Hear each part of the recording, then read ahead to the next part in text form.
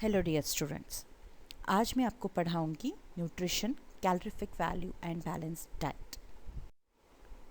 ये what is this nutritional calorific value?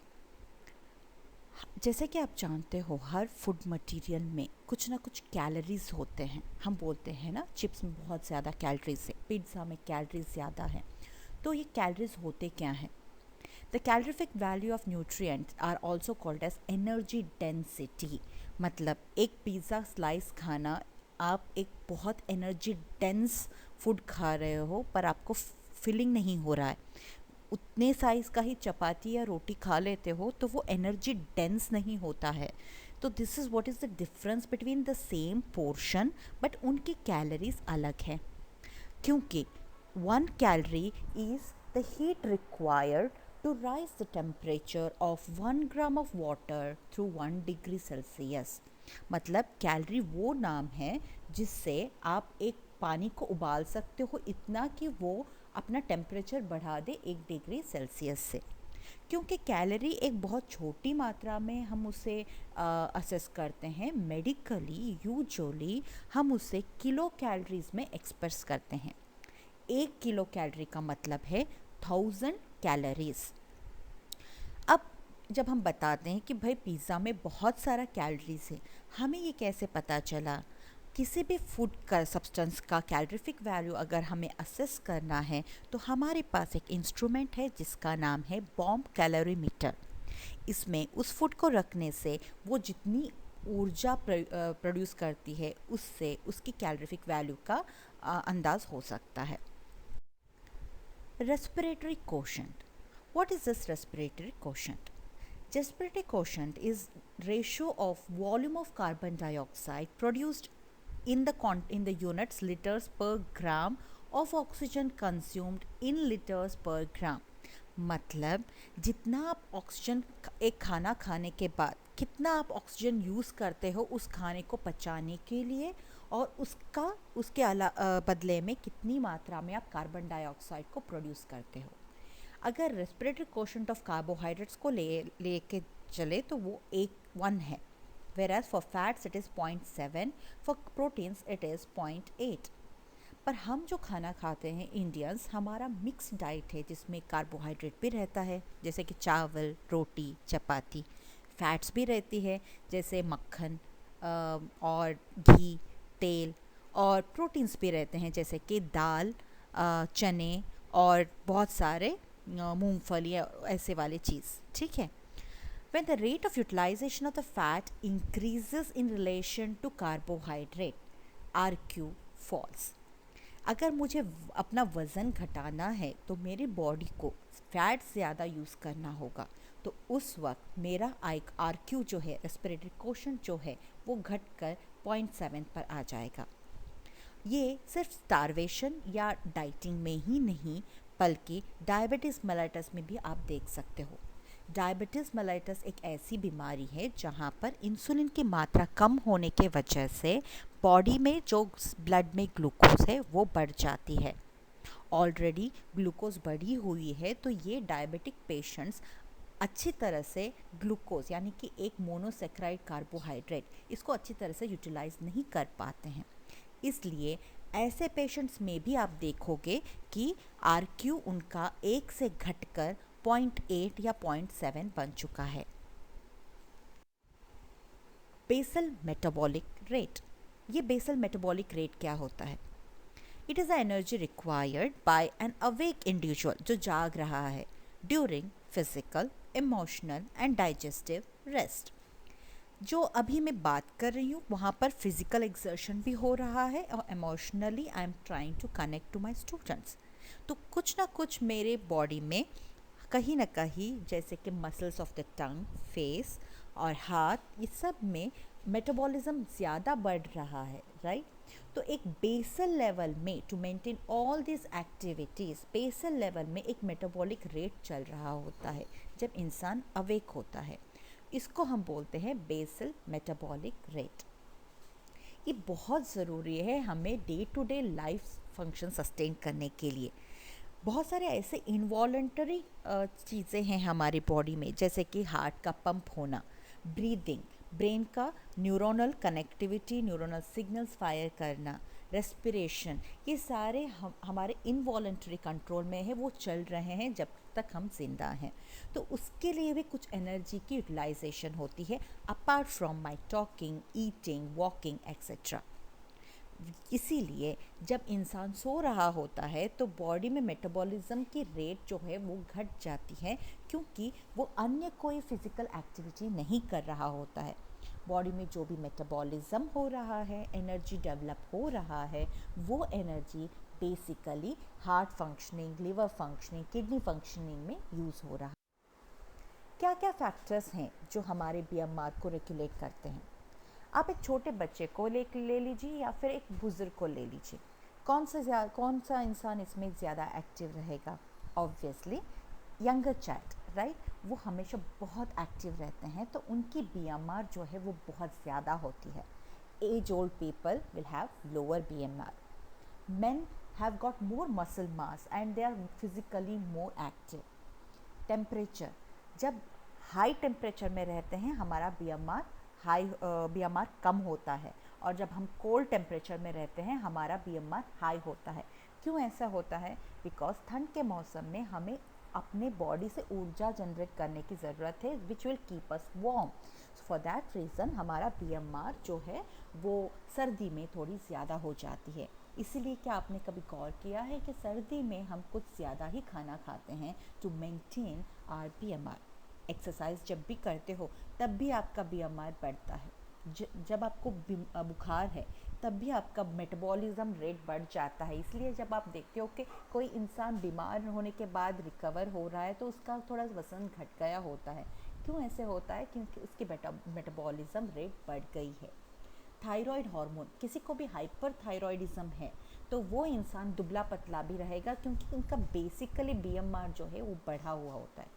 एक normal बंदा जिसमें ना कोई डिसीज़ है, ना कुछ भी है, ना फिजिकली एक्टिव है, मतलब नॉर्मल बंदा जो जैसे कि हम लोग, उसमें अगर हम बात करें बीएमआर की तो वो होती है 24 किलो कैलोरीज पर KG body weight in one full day. Specific dynamic action, ये क्या है? अगर आप देखते हो कि मैंने अभी बताया जैसे कि ठंड के मौसम में हम ज़्यादा खाना खाना पसंद करते हैं। क्यों ऐसा करते हैं?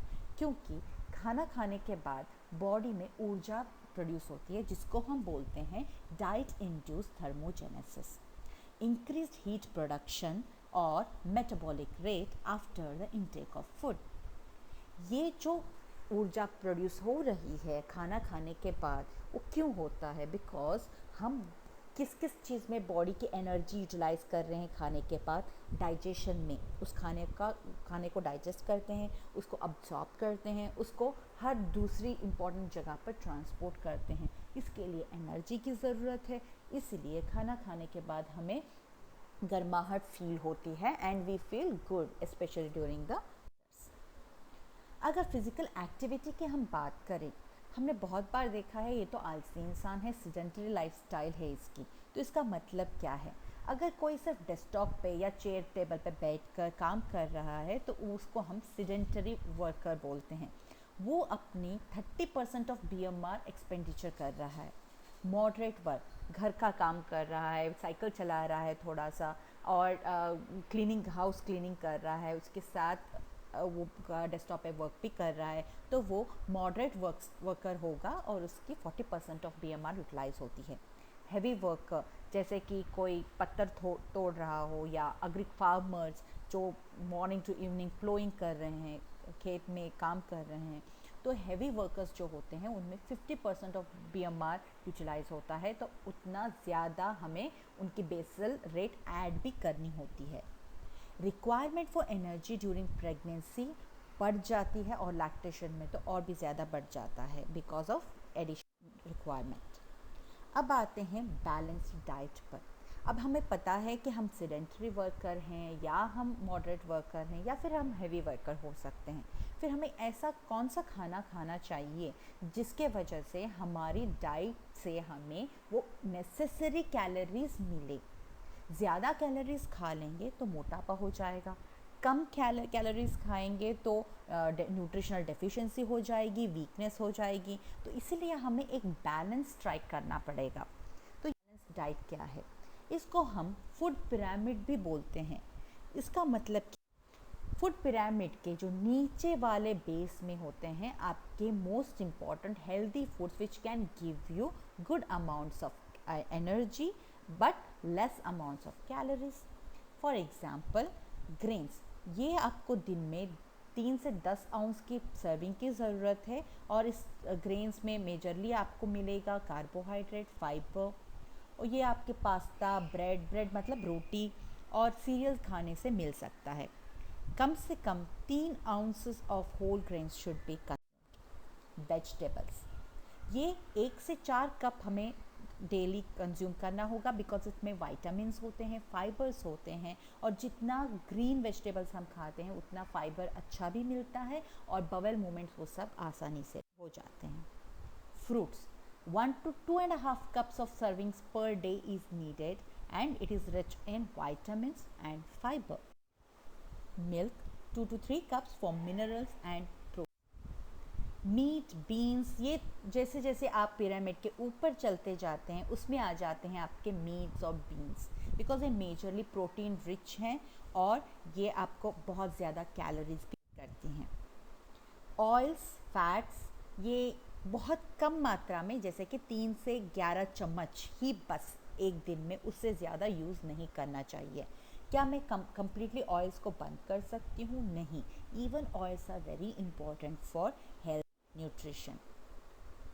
फैट्स और ऑयल्स में डिफरेंस क्या है? घी जो है आपका वो फैट है, जो मस्टर्ड ऑयल, कच्ची घानी तेल है या सरसों का तेल है या फिर सनफ्लावर ऑयल है, वो सारे ऑयल हैं बिकॉज वो लिक्विड रहते हैं रूम टेम्परेचर पर। इनको हमें कम ही कंज्यूम करना है और टोटली 10% टोटल कैलोरीज से कम, अदरवाइज कोलेस्ट्रॉल और other obesity and all problems हो सकती हैं।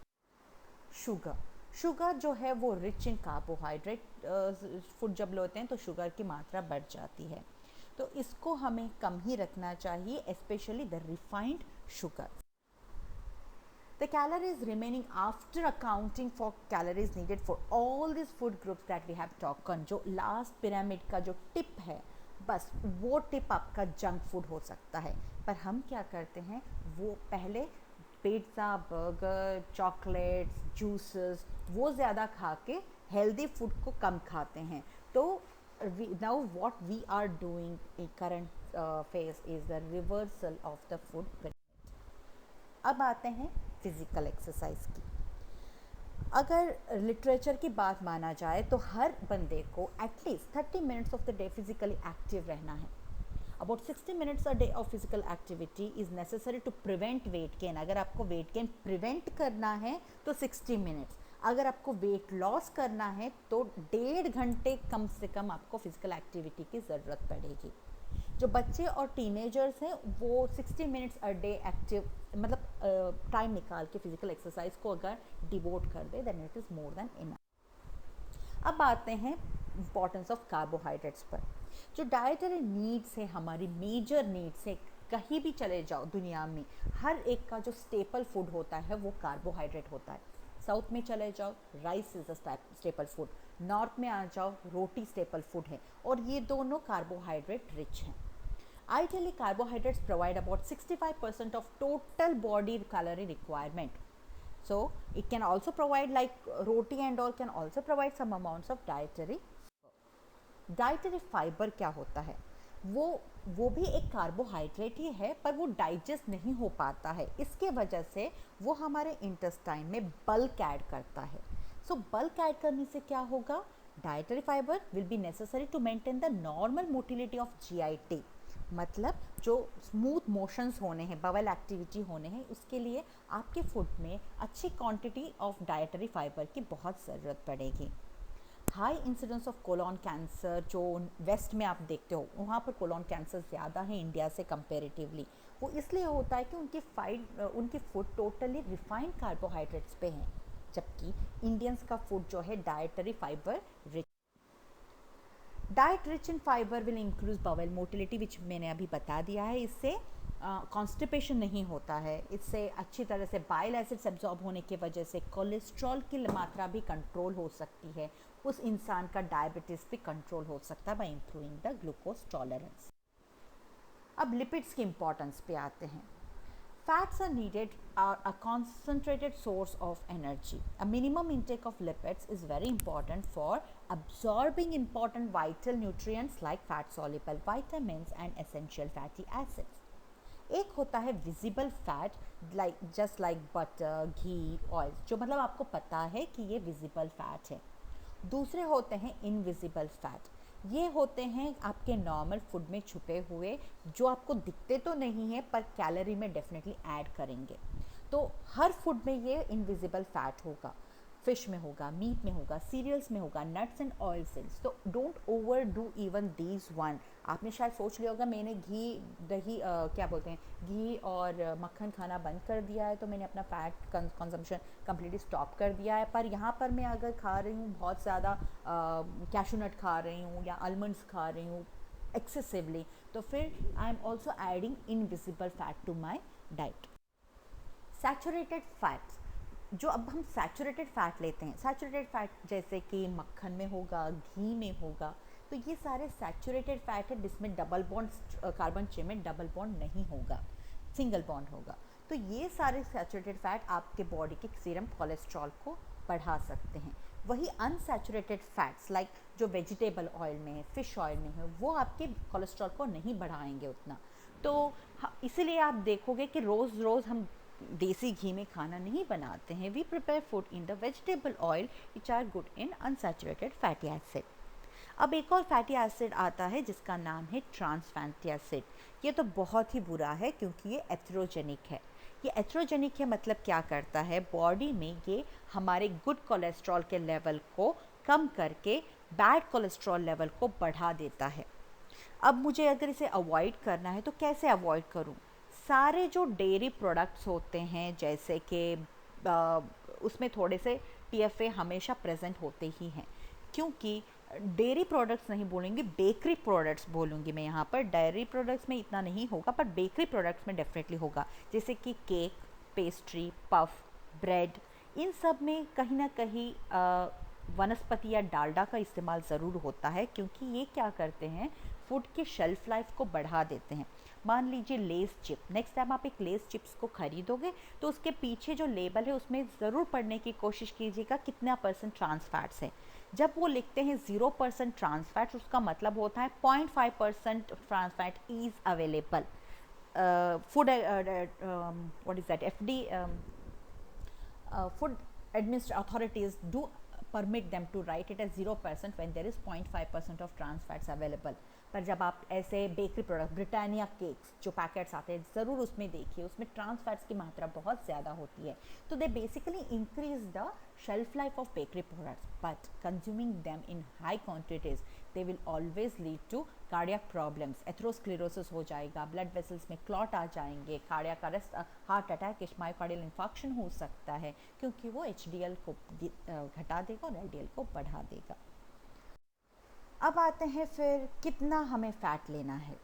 आइडियली जो फ़ैट हमारा है 15 to 20% of total calories, carbohydrate कितना था 60 to 65, अब 20% ही हमारे टोटल कैलोरीज में फ़ैट होने चाहिए, और उस 20% में भी maximum chunk should be of PUFA, मतलब 20 में से मान लो 10 से 12% पूफा यानी कि वेजिटेबल ऑयल्स ही होने चाहिए, ठीक है। 20 से 25 ग्राम ऑयल्स हमारे फूड में जो होंगे वो वेजिटेबल ऑयल, सनफ्लावर ऑयल हो गया, कच्ची खानी ऑयल होगा, ऐसे वाले ऑयल।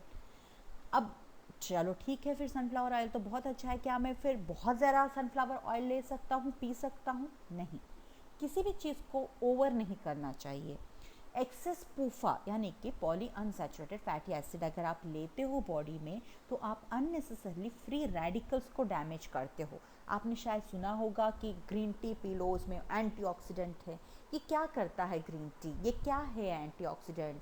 ये जो बॉडी में हमारे फ्री रेडिकल्स जनरेट हो रहे हैं उसको हम ऑक्सीडेंट्स बोलते हैं। जो भी इन ऑक्सीडेंट्स को प्रिवेंट डैमेज करने से प्रिवेंट करता है उनको हम एंटीऑक्सीडेंट्स बोलते हैं। यहाँ पर मैं खाने में तेल भरा हुआ खाना खा रहा हूँ और शाम को ग्रीन टी पी रहा हूँ, तो then it is not going to make any use to me, any good to my health. तो तेल की मात्रा भी खाने में बहुत कम रखिए ताकि वो फ्री रेडिकल्स जनरेट ना कर पाए। अब तो ये कन्फ्यूजन हो गया, एक तो तरफ आप बोल रहे हो सैचुरेटेड फैट ज़्यादा मत खाओ, उससे कोलेस्ट्रॉल बढ़ जाएगा। फिर हमने सोचा हम चलो पूफा खा लेते हैं, पूफा का मतलब है जो सनफ्लावर ऑयल है, कच्ची घानी वो खा लेते हैं। तो फिर आप कहते हो कि पूफा में तो फ्री रेडिकल्स होते हैं, ऑक्सीडेटिव स्ट्रेस होता है। फिर कितना खाना चाहिए और क्या खाना चाहिए, हर एक की एक प्रपोर्शन होती है। Saturated fat to monounsaturated fat to polyunsaturated fat को रेशियो में अगर आप बात करोगे तो वो 1:1:1 होना चाहिए। मतलब 1 ग्राम आप सैचुरेटेड फैट ले रहे हो तो 1 gram oil 1 gram of mono unsaturated fatty acid. Mono unsaturated fatty acid आपको मिलेंगे क्या वो पिस्ता में, कैश्यू में, या फिर ओलिव ऑयल जो है वो मोनो अनसैचुरेटेड फैटी ऑयल है। तो ऐसे फूड में आपको मोनो अनसैचुरेटेड फैट्स मिलेंगे। और कोलेस्ट्रॉल जो है उसका इंटेक यानी कि मीट, एग योक, उसकी मात्रा कम कर देना, बंद मत कीजिए पर उसकी पोर्शन जो कम कर दीजिए। अब हमने कार्बोहाइड्रेट्स देख लिया, हमने लिपिड्स देख लिया, अब हम बात करते हैं प्रोटीन्स की। प्रोटीन्स की बात करें तो हमारी बॉडी को एसेंशियल अमीनो एसिड्स की ज़रूरत है। ये हमारे बॉडी में जाके प्रोटीन्स तैयार करेंगे। तो हमें अच्छे प्रोटीन खाने से हम अच्छा अमीनो एसिड पूल जनरेट करेंगे जिससे वो यूटिलाइज होकर प्रोटीन यूज़ हो जाएगा। मोर ओवर कई बार हम अपने फूड में प्रोटीन की डाइट को बढ़ा देते हैं, तो अगर हमारे पास कार्बोहाइड्रेट्स प्रेजेंट भी ना हो तो वो प्रोटीन से जो अमीनो एसिड मिलेगा डाइजेशन के बाद वो हमें एनर्जी प्रोवाइड करने में हेल्प करेगी। इसको हम बोलते हैं protein sparing effect of carbohydrates. समझे? मतलब ये है कि if you are not having enough carbohydrates in your diet, the amino acids that are obtained after digestion of proteins can be utilised to yield energy. So protein मतलब माफ़ कर देता है, स्पेयरिंग एक्शन। अगर आपने कार्बोहाइड्रेट खाया भी नहीं है, प्रोटीन अच्छा खाया है, तो वो आपको स्टिल प्रॉब्लम से बचाएगा। तो ये कब होगा? जब स्टारवेशन में आप कुछ नहीं खा रहे हो तो आपकी बॉडी से जो अमीनो एसिड है वो यूटिलाइज हो जाएगी, या फिर जब आप कुछ नहीं खा रहे हो पर एग या any other protein rich diet खा रहे हो तो उसके वजह से भी आपको एनर्जी स्टिल प्रोवाइड होगी, मेंटेन भी होगा, क्योंकि आपने कार्बोहाइड्रेट नहीं खाया हुआ। प्रोटीन कितना लेना चाहिए? प्रोटीन, हर एक की बात एक ही सिंपल है कि प्रोटीन अच्छा है करके ज़्यादा कभी नहीं करना चाहिए। हर एक की एक रिक्वायरमेंट होती है। जैसे कि बच्चे, 1 साल के बच्चे को प्रोटीन की मात्रा थोड़ी ज़्यादा ज़रूरत होती है क्योंकि वो बढ़ रहा है, उसकी बॉडी डेवलप हो रही है और प्रोटीन अमीनो एसिड से उसको बॉडी बिल्डिंग ब्लॉक्स जो बोलते हैं वो मिलता है बॉडी नए नए प्रोटीन जनरेट करने के लिए। तो उसके लिए 2.4 ग्राम्स पर केजी बॉडी वेट की ज़रूरत है। छोटे बच्चों में, 10 साल तक के बच्चों में वो थोड़ा सा घट के 1.75 हो जाएगा। वही एडोलेसेंस में 1.6 टू 1.4। जैसे हम अडल्ट हो जाएंगे, हमारी में वेयर एंड टेयर थोड़ा वेयर ज़्यादा होता है, वेयर एंड टेयर ज़्यादा होता है, रीसिंथेसिस ऑफ न्यू प्रोटीन थोड़ा सा कम हो जाता है, तो 0.8 ग्राम्स की ज़रूरत है। बट फिर से देखिए, प्रेगनेंसी और लैक्टेशंस में आपको प्रोटीन की मात्रा और भी ज़्यादा अधिक होती है। न्यूट्रिशनल वैल्यूज़, अब हम जानने की कोशिश करते हैं कि कैसे भाई हम इनके न्यूट्रिशनल वैल्यूज़ को फाइंड आउट करेंगे। Okay, so nutritional value of a protein is to give protein as the only source of nitrogen to an animal and assess the weight gain। तो आप क्या करो, एक एनिमल को सिर्फ प्रोटीन दे दो और देखो कि प्रोटीन देने से वो कितना उसमें कैलोरीज ऐड हो रहा है, उसकी वेट गेन कितने हो रहे हैं। ये होता था ग्रॉसली न्यूट्रिशनल वैल्यू को असेस करने का। पर अब हमारे पास इंडाइसेस हैं, जैसे कि biological value of protein. It is the ratio between the amount of nitrogen retained and amount of nitrogen absorbed in a specific interval। इसको हम बोलते हैं biological value of protein। Net protein utilization होगा retained nitrogen by intake of nitrogen into 100। ये कभी कभी 1 या 2 mark के क्वेश्चन होते हैं, ये आपको वासुदेवन में इसके बारे में मिल जाएगा। Limiting amino acids, certain proteins are deficient in one or more essential amino acids. If this particular protein is fed to a young rat as the only source, it fails to grow. This amino acid is known as limiting amino acid. अब इसको हम explain करते हैं. हमारी जो Indian diet है वो एक मिक्स्ड और वेरी न्यूट्रिशनली फुलफिलिंग डाइट है. इसका मतलब क्या है?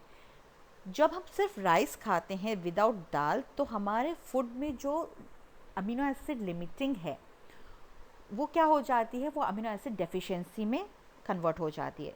पर अगर मैं उसे दाल के साथ मिक्स कर लेती हूँ तो वो अमीनो एसिड अगर उस दाल में है तो I will get benefit of that missing amino acid. Like this we do mutual supplementation.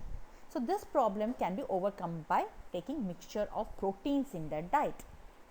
For example, pulses are deficient in methionine. अभी जो मैंने एग्जाम्पल दिया methionine, pulses मतलब तुअर दाल. आपके तुअर दाल में methionine नाम का एक अमीनो एसिड कम है, पर वो लाइसिन नाम के एक अमीनो एसिड में बहुत रिच है.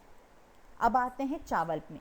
चावल जैसे कि चावल या रोटी, उसमें क्या है, लाइसिन की मात्रा कम है पर मेथायोनिन की मात्रा ज़्यादा है. तो जब मैं दाल चावल खाती हूँ तो मैं क्या करती हूँ, मेथायोनिन भी ज़्यादा मात्रा में लेती हूँ, लाइसिन भी ज़्यादा मात्रा में लेती हूँ. तो इस तरह से एक म्यूचुअल सप्लीमेंटेशन हो जाता है हमारे मिक्स्ड डाइट फूड पैटर्न में. So let us say which are all the limiting amino acids in the protein. Rice में आपको लाइसिन, थ्रियोनिन नाम के प्रोटीन्स नहीं मिलेंगे, अमीनो एसिड्स नहीं मिलेंगे. अगर मुझे इसे कॉम्पेंसेट करना है तो चावल के साथ मुझे दाल खाना होगा जिसमें सारे के लाइसिन और थ्रियोनिन अमीनो एसिड मिलेंगे. जिलेटिन में ट्रिप्टोफैन की अमीनो एसिड की मात्रा कम रहती है, तो मैं मिल्क पीकर ट्रिप्टोफैन क्वांटिटी बढ़ा सकती हूँ. टेपियोका जो है वो बहुत ज़्यादा साउथ में खाया जाता है, तो टेपियोका चिप्स वगैरह भी मिलते हैं, पर इस कार्बोहाइड्रेट में फिनाइलएलानिन और टायरोसिन बहुत कम होती है. इनफैक्ट जिस बच्चे को फिनाइल कीटोन्यूरिया है तो उनको यूजुअली टेपियोका खिलाया जाता है. तो जो प्रोटीन इसको कॉम्पेंसेट कर देता है वो है फिश प्रोटीन्स. तो यूजुअली टेपियोका और फिश करी ऐसे कॉम्बिनेशंस बनते हैं. बंगाल ग्राम मतलब चना, तो उसमें सिस्टीन और मेथायोनिन कम रहती है, पर अगर आप चावल या रोटी के साथ खा रहे हो तो सिस्टीन और मेथायोनिन की मात्रा तो उसमें बहुत ज़्यादा होगी, तो वो कॉम्पेंसेट कर दे. कि कभी भी हमें अपने आप को डाइट प्रिस्क्राइब करना है या किसी और को करना है तो पहले हमें ये देखना है कि उस बंदे का कैलोरी रिक्वायरमेंट कितना है. वो कैसे हम डिसाइड करेंगे, उसके बेसल मेटाबॉलिक रेट प्लस उसको ऐड करेंगे हम उसके एक्टिविटी पर. अगर वो सेडेंटरी है तो BMR plus 30% of BMR add करेंगे, ठीक है. अगर वो मॉडरेट है तो 40%, हैवी एक्सरसाइजेस तो we will add 50% of his BMR. फिर क्या करेंगे, अप्रॉक्सीमेट प्रिंसिपल. तो इसको क्या चाहिए, ज़्यादा प्रोटीन चाहिए, कार्बोहाइड्रेट चाहिए. फिर जनरल कंपोजिशन ऑफ फूड देखना है कि आपके नॉर्मल फूड में क्या क्या है, और फिर कौन से आइटम्स ऑफ फूड लेना है, कितना मील्स उन्हें देना है, 3 meals per day, 2 meals per day, 5 meals per day, ये हमें डिस्कस करना है. While calculating the energy requirements, we have to consider the energy required one for maintenance of basal metabolic rate. अब वो डाइट छोड़ दो, कुछ भी छोड़ दो, सिर्फ एक दिन मुझे चेयर पे बैठकर ही बितानी है, फिर भी मुझे एनर्जी की तो ज़रूरत पड़ेगी. वो मेंटेन करने के बेयर मिनिमम मुझे कितना खाना होगा. फिर स्पेसिफिक डायनामिक एक्शन और थर्मोजेनिक इफेक्ट ऑफ फूड. खाना खाने पर जो एनर्जी यूटिलाइज हो जाती है, उसमें खर्च हो जाती है, उसको भी तो मुझे कॉम्पेंसेट करना होगा. उसके अलावा अगर मैं सिर्फ बैठ नहीं रही हूँ या सो नहीं रही हूँ, घूम फिर रही हूँ, तो मैं और भी ज़्यादा एक्सपेंडिचर कर रही हूँ एनर्जी का. तो ये तीनों चीज़ों को लेकर हमें एक बंदे का एनर्जी रिक्वायरमेंट कैलकुलेट करना होता है. तो एक एग्जांपल ले लेंगे यहाँ पर. For BMR 24 kilo calories per day होता है एक 55 kg इंसान का पर kg बॉडी वेट. तो हम मान लेते हैं इस पर्सन का वेट 55 kg है, तो ये कितना होगा 1320. अब ये मॉडरेट एक्टिविटी करता है, तो 40% ऑफ हिज BMR 1320 का 40% कितना होगा 528. तो 528 भी हमने ऐड कर दिया, तो कितना हो गया 1840 48। अब इसमें हम SDA भी ऐड करेंगे। क्यों? 10% जो हमारी बॉडी की एनर्जी है वो फूड पचाने में चली जाती है।